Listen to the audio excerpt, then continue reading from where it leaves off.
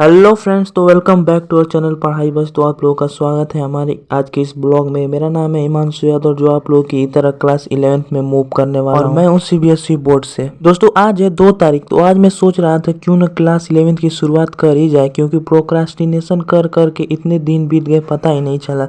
18 को एग्जाम दिया था आईटी का, तो फिर लगा था कि बहुत ही जल्दी शुरू करेंगे। अब तक तो सभी लोगों ने शुरू ही कर दिया होगा। जैसा कि आप लोग जानते हैं, मैं लेने वाला हूँ अपने क्लास 11th की स्ट्रीम में पीसीएम। तो पीसीएम लेने वाला हूँ और फिर भी मैं नहीं पढ़ रहा हूँ, पता नहीं क्यों।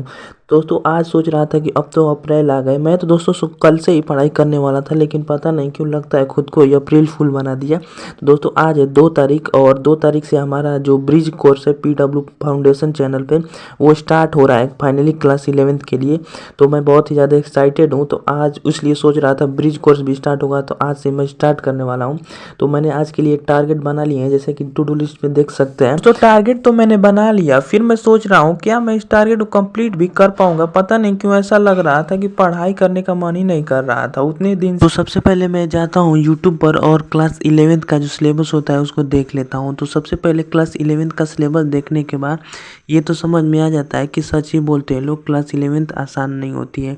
जहाँ पर हमारे क्लास 10th के फिजिक्स में से 4 चैप्टर, 11th के फिजिक्स में 15 चैप्टर, मैथ में 14 और केमिस्ट्री में 9 देखकर मैं खुश हो रहा था। फिर पता चला कि वो 9 चैप्टर 9 तो इसी के साथ तो हमारा जो सिलेबस देखने वाला टास्क है वो तो पूरा हो चुका है। छोटे छोटे टास्क बना के मुझे बहुत मज़ा आता है, जो कॉन्फिडेंस जो आप हो जाता है।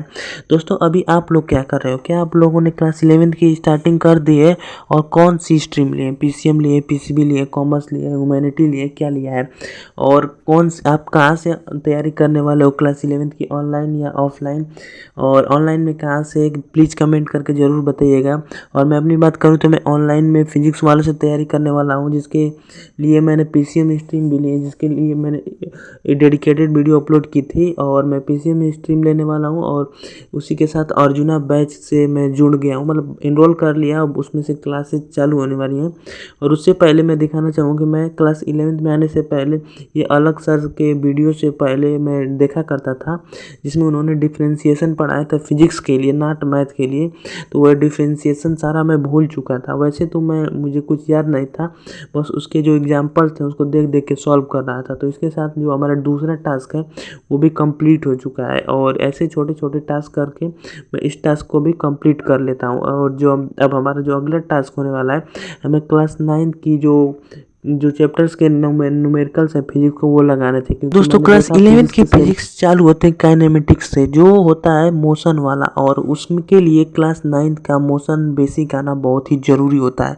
तो क्यों ना मैं सोचता हूँ इसके न्यूमेरिकल्स को लगा लिया जाए, ताकि सारे फार्मूले और जो थियोरी है वो क्लास 9th की रिवीजन हो जाएगी। इसलिए मैं क्लास 9th एस चंद की बुक से ये जो मोशन वाला पार्ट था उसके न्यूमेरिकल लगाने वाला था। चलिए फटाफट से इसके न्यूमेरिकल्स को लगा लेते हैं। तब तक दोस्तों आप लोग इस वीडियो को प्लीज़ लाइक कर दीजिए, क्योंकि हमारे वीडियोज़ पर लाइक बहुत ही कम आ रहे हैं और व्यूज़ भी तो कम ही आ रहे हैं। तो आप लोगों की सपोर्ट की हमें बहुत ही ज़्यादा ज़रूरी है। तो अगर आप लाइक कर देते हैं तो हम आपके बहुत ही ज़्यादा आभारी रहेंगे। आशा करता हूँ अब तक आप लोगों ने लाइक कर दिया होगा। तो इसी के साथ हमारा न्यूमेरिकल लगाने वाला भी टास्क हो जाता है पूरा। अब हमारा एक ही टास्क बचा था, वो था केमिस्ट्री का लेक्चर लेना। और तो हम चले जाते हैं यूट्यूब पर केमिस्ट्री का लेक्चर लेने, जिसको पंकज सर ने लिया था एज अ ब्रिज कोर्स। दोस्तों मैं जाता हूँ फिजिक्स वाले फाउंडेशन चैनल पर, और पंकज सर का जो लेक्चर लेने के लिए मैं लाइव नहीं अटेंड कर पाता हूँ ड्यू टू सम रीजंस। तो मैं उसको रिकॉर्डेड ही देखने वाला हूँ अभी। तो जाके फटाफट से लेक्चर को लगा लेता हूँ और उसके नोट्स भी मैं बनाऊँगा ताकि बाद में काम आए। तो लेट्स स्टार्ट द। अभी मैं लेक्चर ले रहा होता हूँ, तो मुझे रियलाइज़ होता है मैंने बहुत ज़्यादा एक्सपेक्टेशन लगा के रखी थी। मुझे लगा था मतलब कि 9th-10th के बेसिक पढ़ाए जाएंगे, लेकिन जो पंकज सर थे वो 9th-10th के बेसिक नहीं पढ़ा रहे थे। लेकिन फिर भी मुझे मज़ा आ रहा था, क्योंकि नई नई चीज़ें पढ़ा रहे थे। वो 11th से आने के पहले जो बेसिक्स होते हैं, मतलब बीच का जो गैप होता है, उसके बारे में पढ़ा रहे थे। वो ऑर्गेनिक केमिस्ट्री की टीचर है, जैसा कि हम सभी को पता है, इसलिए वो ऑर्गेनिक केमिस्ट्री के बारे में पढ़ा रहे थे। लेकिन दोस्तों हुआ कुछ यूँ कि 1 घंटा लेक्चर लेने के बाद मैं चला जाता हूँ खाना खाने। फिर जब तक मैं खाना खा के आ रहा होता हूँ तब तक से लेक्चर ही गायब हो जाता है। हाँ दोस्तों, फिजिक्स वाला फाउंडेशन चैनल पर ये जो लेक्चर ले रहे थे वो विद्यापीठ में जाके ले रहे थे, तो वहाँ पर बार बार कंसंट्रेशन नहीं बन रहा था, क्योंकि बार बार बच्चों को दिखाया जा रहा था, बोर्ड को दिखाया जा रहा था। इससे कंसंट्रेशन और फ्लो दोनों टूट जा रहे थे। तो इसलिए ये लेक्चर पर बच्चों के नेगेटिव कमेंट की वजह से लेक्चर हटा दिया गया है और पंकज सर फिर से लेक्चर लेने वाले हैं 8 अप्रैल को शायद या 7 अप्रैल को। तो कल है मैथ का लेक्चर, तो हम लेंगे कल मैथ का बेसिक लेक्चर जो कि स्टूडियो से लिया जाएगा। तो ये अच्छा ही है, लेकिन फिर भी मैंने लेक्चर ले लिया था, चलो ये तो बाद में मुझे प्रॉफिट होगा। और इसी के साथ मेरा ये टारगेट भी कंप्लीट हो जाता है। तो अब हमारा एक ही टारगेट बचा था, मतलब एक ही टू डू लिस्ट में बचा था, वो था थियरी ऑफ सेट। जो सेट है चैप्टर है मैथ का पहला चैप्टर है, उसके बेसिक्स के लिए मैं पढ़ने वाला हूँ। उसके थियरी मतलब बेसिक टर्म, इस चैप्टर में बहुत सारे बेसिक टर्म्स के बारे में पढ़ने हैं, तो ये मैं पढ़ने वाला हूँ पियर्सन बुक से। जो पियर्सन बुक क्लास 10th की होती है और उसी से मैं इस बेसिक्स को पढ़ने वाला हूँ।